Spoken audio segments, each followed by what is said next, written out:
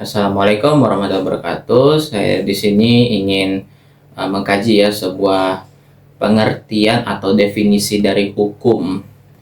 Walaupun videonya singkat, tapi yang penting bermakna juga bagi kalian semua lah gitu ya. Jadi kita langsung masuk saja ke definisi hukumnya. Saya mengambil dari sebuah sumber ya yang terpercaya lah. Memang ini menjadi pedoman bagi mahasiswa Fakultas Hukum khususnya semester 1 ya. Judul bukunya Pengantar Ilmu Hukum dan Tata Hukum Indonesia Dr. Andes CST Kansil. Tentu buku ini sudah menjadi pedoman bagi semua mahasiswa hukum di seluruh Indonesia ya. Jadi kita langsung masuk saja ke definisi hukum. Saya di sini di halaman 33 bahwa secara umumnya dulu ya, dalam pandangan umumnya ya, bahwa definisi hukum itu diartikan sebagai suatu peraturan baik itu tertulis maupun tidak tertulis yang ditujukan kepada individu dan masyarakat, kira-kira seperti itu. Namun tentu itu semua harus ditaati ya, baik itu yang tertulis maupun tidak tertulis. Yang artinya bagaimana tertulis itu dalam arti ketika kita melihat aktualisasi yang sekarang seperti undang-undang, ada kalau dalam tata peraturan perundang-undangan itu dalam Undang-Undang Nomor 12 Tahun 2011 tentang peraturan perundang-undangan, kalau tidak salah mohon dicek. Di situ ada hierarkinya, yaitu ada Undang-Undang Dasar 1945, ada ketetapan MPR, ada Perpu, ada peraturan peraturan pemerintah pengganti undang-undang, ada PP atau peraturan pemerintah, lalu ada peraturan daerah, provinsi, dan ada peraturan daerah kabupaten, kota atau kabupaten. Nah, itu masing-masing itu kan dalam arti peraturannya tertulis. Jadi tidak ditulis di sebuah kertas lah ya, atau kalau kita lihat sekarang tuh tertulis itu dalam arti itu memang ada di salah satu dokumen. Jadi tertulis benar di situ pasal sekian, ayat-ayatnya pasal sekian, ayat-ayatnya sekian. Nah, itu artinya tertulis. Jadi berlaku bagi semua masyarakat ya, kelas atas, menengah maupun bawah, itu semuanya harus ditaati. Lalu peraturan yang tidak tertulis ya. Peraturan yang tidak tertulis itu dalam arti dia hidup di dalam masyarakat adat ya peraturannya. Jadi tidak terdapat di dalam peraturan tertulis, namun ada saja peraturan dari masyarakat adat yang diadaptasikan langsung ke dalam peraturan daerah. Itu ada saja, tapi saya belum survei ya, itu kata dosen saya ada yang seperti itu. Namun di dalam peraturan tidak tertulis, yaitu peraturan yang hidup di dalam masyarakat adat, atau kita sebutlah bahasanya itu living law atau peraturan yang hidup di dalam masyarakat, itu biasanya sifatnya itu turun-temurun. Jadi dia tuh hidup ya di dalam hati nurani masyarakat, sehingga mereka tidak terpaku dengan peraturan yang tertulis sekarang. Jadi ada pemisahan begitu. Jadi kecuali yang saya katakan tadi, itu ada saja peraturan masyarakat adat yang diadaptasikan ke dalam perda gitu. Saya belum terlalu survei ke dalamnya itu seperti apa ya. Nah, kira-kira seperti itulah gambaran umumnya ya, peraturan tidak tertulis maupun tidak tertulis yang ditaati oleh semua masyarakat atau individu lah, seperti itulah umumnya. Lalu untuk lebih menajamkan sebuah pemahaman kita dapat melihat dari pendapat para sarjana atau pendapat para ahli hukum gitu ya. Di sini saya mengambil ada dari halaman 33 buku yang saya tunjukkan tadi. Itu yang pertama dari Aristoteles. Aristoteles berkata bahwa particular law is that which each community lays down and applies to its own members. Universal law is the law of nature. Kalau diterjemahkan kira-kira seperti ini. Hukum khusus adalah hukum yang ditetapkan dan diberlakukan oleh setiap masyarakat atau negara kepada anggota-anggotanya sendiri. Adapun hukum universal adalah hukum yang berasal dari hukum alam. Ya, kita tahulah seperti Aristoteles ini kan seorang filsuf gitu. Jadi ada pemisahan ya di sini antara hukum yang universal dengan hukum khusus. Jadi hukum yang universal itu adalah hukum yang berasal dari hukum alam. Kita tahu bahwa hukum alam itu dalam artian dia eh, pemahaman saya ya, hukum alam itu kan dia sifatnya abadi dan ditujukan, kalau dalam tataran filsafat hukum itu kalau tidak salah hukum alam itu apa ya, sama seperti hukum Tuhan atau bagaimana itu, pokoknya saya nggak tahu lah ya, pokoknya coba kalian gambarkan sendiri gitu, ada tuh di kajian dalam filsafat hukum alam itu. Lalu ada hukum khusus, ya hukum khusus tentu yang ditetapkan oleh pemerintah gitu katanya di sini. Dan diberlakukan oleh sistem masyarakat, tentu itu implementasinya sekarang itu lewat ditetapkan itu oleh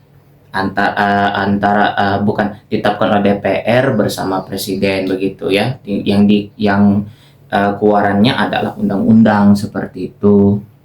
Lalu yang kedua yaitu dari Grotius juga, dari Grotius itu law is a rule of moral action obliging to that which is right. Jadi yang artinya hukum adalah suatu aturan mengenai tindakan yang bermoral yang mewajibkan seseorang untuk melakukan apa yang benar.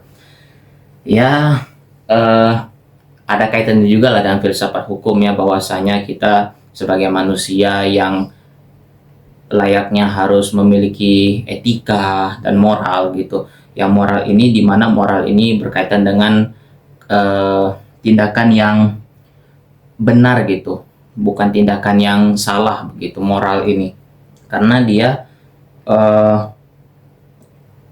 mempunyai istilahnya, tanggung jawab yang besar lah begitu, kalau tidak salah tindakan setelahnya gitu, apa yang kita lakukan kepada apa yang kita lakukan itu harus sesuai dengan ketentuan yang berlaku atau hukum yang berlaku, kira-kira seperti itulah sederhananya.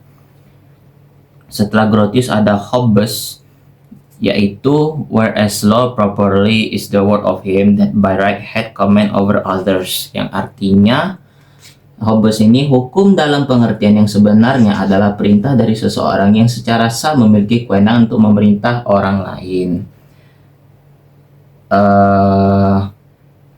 Ya kira-kira gambarannya, perintah dari seseorang yang secara sah itu ya, perintah dari seseorang yang secara sah itu dalam arti secara sah itu apa ya, kalau kita ibaratkan, kalau tidak salah menurut saya itu pemerintah begitu, yang pembahasannya melalui DPR bersama presiden begitu. Nah, memiliki kewenangan. Nah, tentu mereka punya kewenangan untuk membentuk undang-undangnya, seperti undang-undang itu kan identik dengan hukum begitu. Bersama presiden seperti itu. Ya punya kewenangan juga mereka untuk memerintah orang lain, ya untuk memerintah kita semua masyarakat, kelas atas, menengah maupun bawah begitu. Pokoknya semua harus ditaati ya, semua masyarakat. Lalu ada dari Van Vollenhoven yang berkata bahwa Recht is en Verzehensen in Rusteloze Wissel Working van Sto en Togensto. Kira-kira begitulah ya dia mengartikannya, yang artinya hukum adalah suatu gejala yang selalu berada dalam interaksi yang terus-menerus antara kekuatan yang mendorong dan kekuatan yang menahan.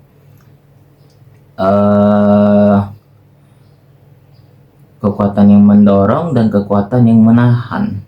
Nah, saya kurang tahu juga itu bagaimana. Tolong kalian kalau memang nonton video ini yang dari Van Vollenhoven, coba kalian tulis di kolom komentar ya, kira-kira gambarannya itu seperti apa ya. Saya kurang menemukan benang merahnya itu di mana begitu untuk mendeskripsikannya. Lalu ada yang kelima yaitu Philip S. James, yaitu law is a body of rule for the guidance of human conduct which are imposed upon and enforced among the members of given state, yang artinya hukum adalah sekumpulan aturan yang menjadi pedoman bagi tingkah laku manusia yang ditetapkan dan dipaksakan pelaksanaannya terhadap anggota-anggota suatu negara.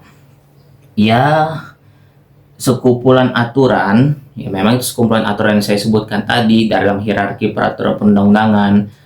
Ada mulai dari UUD 1945 sampai ke Perda kabupaten atau kota begitu.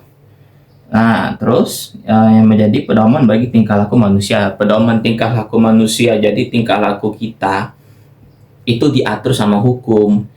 Misalnya saya sebagai manusia biasa yang selalu berbuat bandel, misalnya saya suka tawuran, saya suka katakanlah membuli orang lain, membunuh orang lain. Nah, ya misalnya seperti, nggak usah terlalu dibawa serius lah ya, misalnya begitu.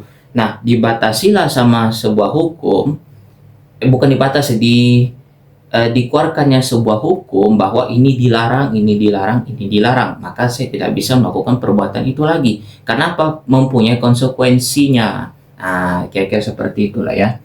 Entah itu konsekuensinya pidana penjara, pidana kerja sosial, pidana mati, ya, gitulah kira-kira kalau dalam segi hukum pidana ya. Lalu yang ditetapkan dan dipaksakan pelaksanaannya terhadap anggota-anggota suatu negara. Ya, ditetapkan dan dipaksakan tuh sama saja ditetapkan oleh, gambarannya ya kira-kira ditetapkan oleh DPR bersama presiden ya, lalu dipaksa lah hukum itu, jadi memaksakan kepada kita untuk ditaati lah, seperti itu. Nah, lalu ada juga dari, ini 3 lagi nih, sabar ya. Ada Prof. Master E. Meyers dalam bukunya berjudul The Algemeen Begrippen van het Burgerlijk, yang artinya hukum ialah semua aturan yang mengandung pertimbangan kesusilaan ya, ditujukan kepada tingkah laku manusia dalam masyarakat dan yang menjadi pedoman bagi penguasa-penguasa negara dalam melakukan tugasnya. Yaitu sama saja lah seperti gambaran saya yang sebelumnya ya, bahwa benang merahnya ini ditujukan, semua aturan yang ditujukan kepada tingkah laku manusia dalam masyarakat dan yang menjadi pedoman bagi penguasa negara dalam melakukan tugasnya. Jadi ada 2 timbul begitu dalam hukum ini, ada yang mengatur tingkah laku manusia kita, lalu ada yang mengatur pedoman bagi penguasa negara dalam melakukan tugasnya. Jadi kewenangan bagi yang melekat pada pemerintah begitu, mau itu DPR, presiden, DPD, DPRD, pokoknya yang ada jabatan pemerintah itu mereka juga diatur dalam undang-undang begitu, tugasnya itu atau kewenangan diatur dalam undang-undang. Ada juga turunannya seperti nanti kita kaji lah itu dalam hukum tata negara tuh ada.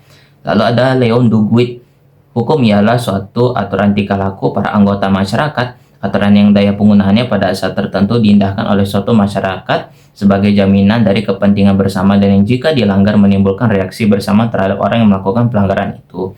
Nah, ya baik lagi kepada hukum itu kan suatu pembatasan tingkah laku kita.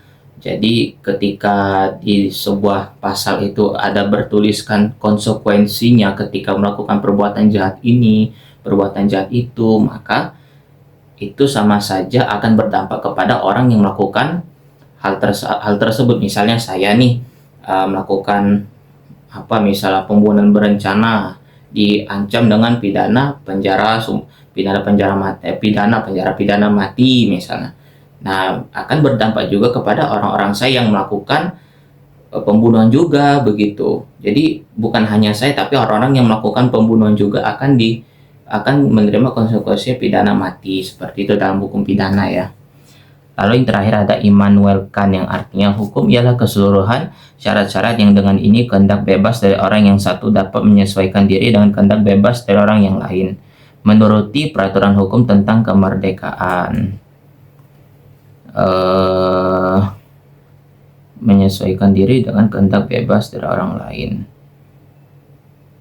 Mungkin ini ngomongnya ya, hukum itu mungkin hukum itu menyesuaikan kehendak bebas dari orang yang satu dapat menyesuaikan dengan kehendak bebas dari orang yang lain ya. Nah, saya kurang paham juga ya begitu ya, mana benang merahnya saya belum ketemu gitu, karena memang agak panjang juga definisinya. Jadi tolong tulis di kolom komentar bagi teman-teman yang ngerti gitu ya pandangan dari Immanuel Kant ini seperti apa deskripsinya. Oke, sekian, terima kasih video yang saya buat ini. Mudah-mudahan dapat dimengerti, dan jika ada kesalahan kata saya mohon maaf. Jika ada kekurangan juga saya mohon maaf. Lalu saya tutup ya. nanti video selanjutnya entah itu kita mengkaji hukum lagi atau bagaimana, tapi ini videonya random gitu. Oke, sekian, terima kasih telah menonton. Jangan lupa subscribe, comment, and share kepada teman-teman kalian, tolong ya, karena saya juga butuh AdSense gitu. Jadi sampai jumpa di video selanjutnya. Dadah.